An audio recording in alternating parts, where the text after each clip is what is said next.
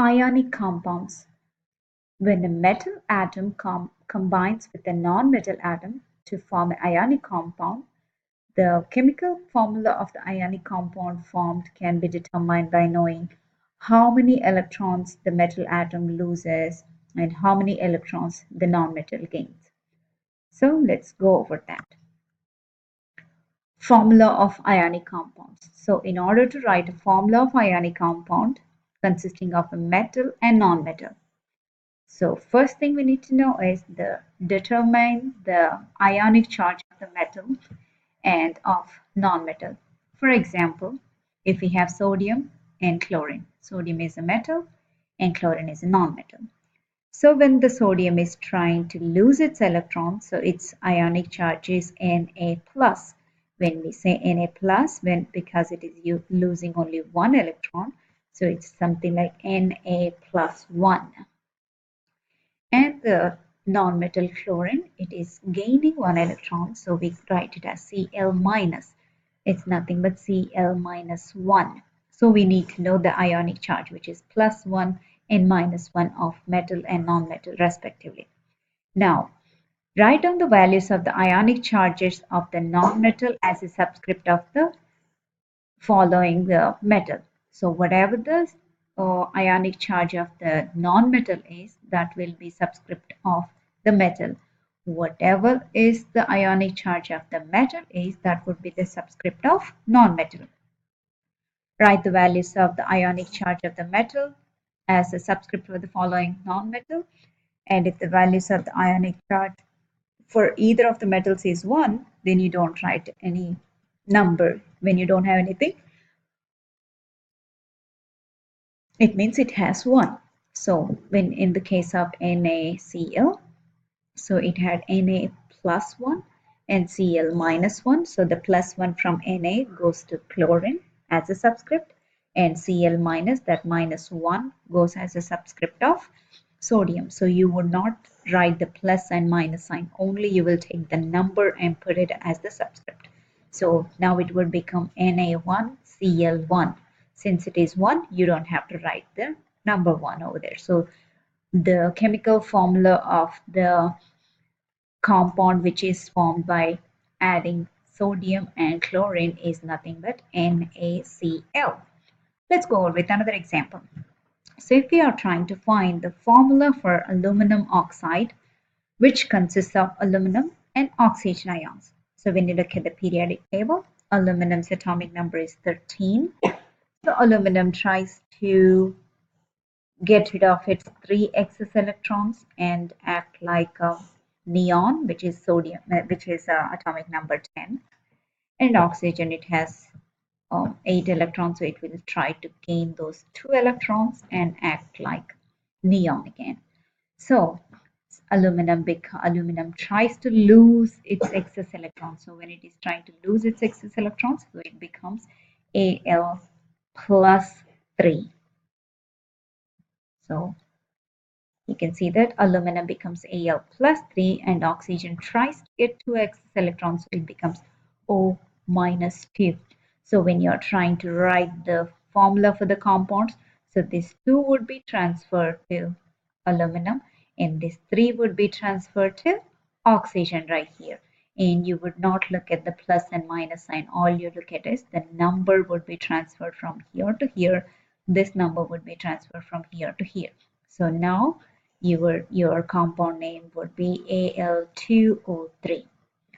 So this is how we write the ionic compounds chemical formulas. So when you have aluminum, 2 of the aluminum ions would be enough to cover 3 because it's giving up 3 electrons here, 3 electrons here, 6, and this one requires 2, 2, 2. So altogether 6 electrons are shared among these 3 oxygen ions, oxygen atoms.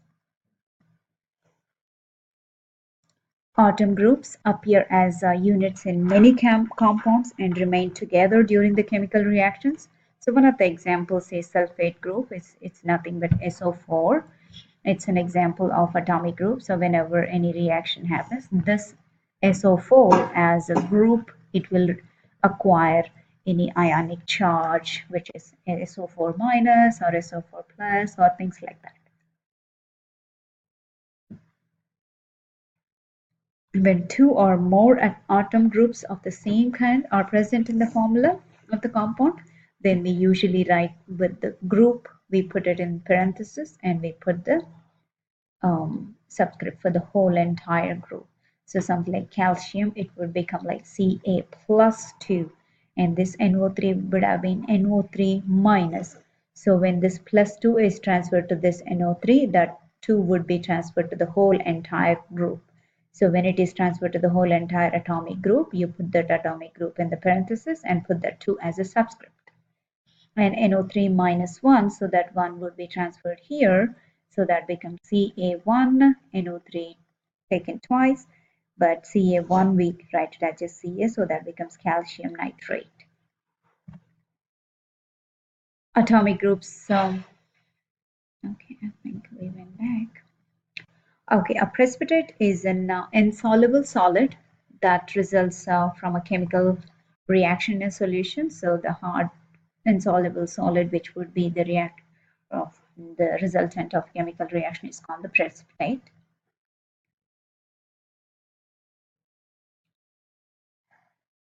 When you're adding magnesium sulfate and barium chloride solutions, then barium, so it would break down into Ba plus 2, Cl minus, Mg plus 2, and SO4 minus 2. And here, this barium and sulfate, because it's a positive charge and this is a negative charge, these two combine together and they make a barium sulfate crystals, and it would be like a hard insoluble solution. So it would be formed at the bottom of the beaker, and the leftover magnesium ions and chlorine ions will be remained in the solution as it is. So this insoluble solution, which is deposited at the bottom, is called the precipitate. Compounds ending with "ide", usually composed of two elements. So anytime a compound is ending with the name "ide", it means it has two elements, and it contains two elements, and hydroxide, which contain OH minus, are the exception. So even though hydroxide, which has OH, which is ONH, so that's the only exception, but otherwise any chemical formula which has two different elements has a name ending with "ide". Example, sodium chloride. Sodium is one element and chlorine is another element, so two exact elements, so we call it as sodium chloride. And you can see another example, calcium, oxygen together, so it's read as calcium oxide. So because calcium is one element and oxygen is another element. This is how we name the compounds. And compounds ending with "ate", anytime you have a oxygen and two or more other elements are present in the compound, then that compound's name ends with "ate". For example, you have an oxygen right here, and you have two other elements such as sodium and sulfur here. So the name would be sodium sulfate. And you can see here you have an oxygen, and then you have potassium and nitrogen. Then we read it as potassium nitrate. When same pair of elements occur in two or more compounds, a prefix like a mono or di or tri, tetra, penta, hexa, and so on are used, and they may be used to indicate the number of one or both kinds of atoms in the molecule, such as you can see that here you have a carbon and oxygen. Since we have only one oxygen here, so we read it as carbon monoxide. And carbon is a compound with the two oxygen molecules in here, so we read it as carbon dioxide. So if we have more, then we can read it as tri and tetra and so on and so forth. When one of the elements in the compound is a metal that can form different ions, the ionic charge of the metal is given by the Roman numeral. For example, if you have iron with Cl2, Cl3, and so on and so forth, then we write it as iron 2 chloride. and iron 3 chloride. So based on what is the ionic um, charge of that metal, so based on that we name those compounds. The names of some of the names are of the molecules are which contain the hydrogen usually follow a tradition, and they'll have a traditional names, and such as water, even though it has H2O, so we have a traditional name as water, and NH3 has a traditional name as ammonia, and CH4 is methane. So any compounds which has hydrogen in it, they usually follow the traditional names.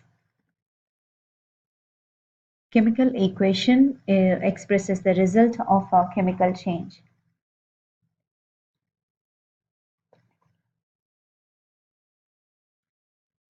Expresses the result of a chemical change. In a chemical equation, the formulas of the reacting substances appear on the left side, and the formulas of the products appear on the right side. Something like if whenever you're writing a chemical formula, you write like A plus B gives rise to an arrow, which is represented as an arrow, C. So A plus B are the reactants and C is the product. So C is mentioned on the right side and A plus B on the left side of the arrow. Example is this. So C and oxygen are reacting together and giving carbon dioxide as the product. So these are the reactants and this is the product. And chemical equations must be balanced, meaning that the number of atoms of each kind of element must be the same on both sides of the equation. Unbalanced chemical equations have unequal number of at least one kind of an atom on both sides of the equation. So something like if you're adding 1 pound of sugar and 1 pound of salt, you should get 2 pounds of salt and sugar solution, sugar mix. So that's how it is. So whenever you're adding two things, the product is formed. So you have to have exactly same number of things, whatever you added, in order to prove that nothing missed out anywhere. So that's the balancing thing. So anytime any reaction happens, how much ever amount of the individual elements you add, so that exactly same amount you will have as the result.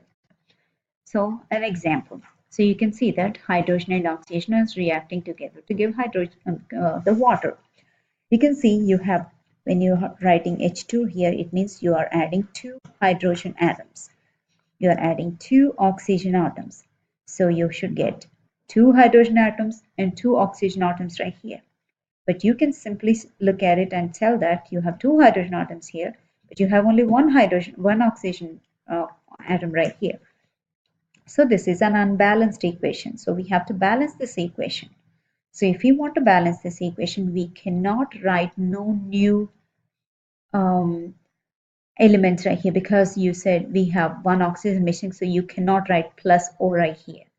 What you could do here is only you can put some quotients in the front, but you cannot add plus something. You cannot, because that will represent a whole new different chemical reaction. So something like you are adding hydrogen and oxygen and you are getting water plus something else. No, that's not going to happen. So if you are adding two things, you're getting only water, that's it. But how many atoms of water you are getting, that's all you could, so it would be specified. But if you write plus something, then it's a brand new chemical equation, so it is not correct. So you can see right here, you put a number in the front, and this will make it a balanced equation. Let's see how. So when you put a 2 right here, this 2 is for the whole entire. So even though you do not see a parenthesis right here, this 2 is for this hydrogen and this 2 is for oxygen too. So when you put this 2 right here, so it is making 2 times 2, 4 oxygens. But we had only 2 oxygen here.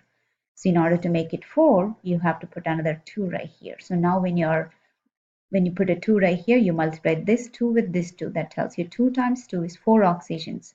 And now look at it, this 2 is for this oxygen also. So 2 times, if you don't have anything, it means it's 1. 2 times 1 is 2. So you have 2 oxygens here, 2 oxygens here. So that is a balanced equation.